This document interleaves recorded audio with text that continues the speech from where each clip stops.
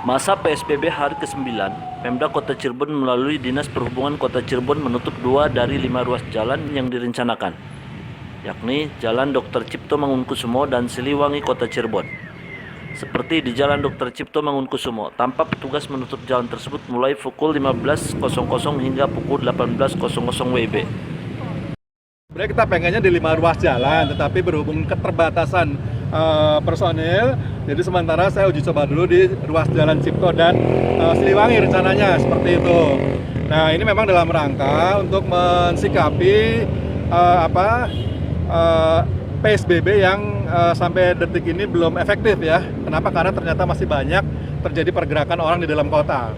Nah, sebenarnya PSBB sendiri kalau dilihat dari perbatasan itu cukup efektif. Kenapa? Karena pergerakan orang keluar masuk itu sudah bisa kita tekan di 40%. Nah, artinya kan sudah cukup bagus, tetapi ternyata yang bergerak orang dalam kota sendiri cukup banyak gitu. Nah, ini yang mengakibatkan kenapa kita mengambil keputusan untuk melakukan rekayasa lalu lintas sebenarnya ya.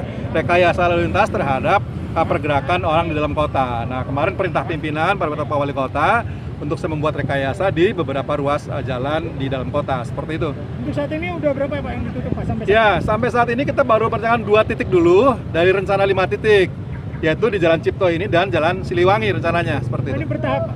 Ya, bertahap. Kenapa? Karena personil kita yang terbatas. Teman-teman lihat sendiri kan, saya narik dari titik mana ke sini seperti itu. Pak, ini kan sebagian beberapa ditutup. Ya. Artinya ada beberapa pengalihan. Ya. Dan itu terjadi beberapa keramaian justru. Ya, ya. Gimana, Pak? Ya, pastilah ya. Jadi salah satu upaya rekayasa ini adalah dalam rangka untuk mengurangi terjadinya kerumunan di titik-titik tertentu. Nah, ini terus makanya saya bilang ini akan kita evaluasi terus-menerus. Kenapa? Karena gini, begitu nanti terjadi penumpukan di terutama pada zona-zona ekonomi, itu yang akan kita intervensi.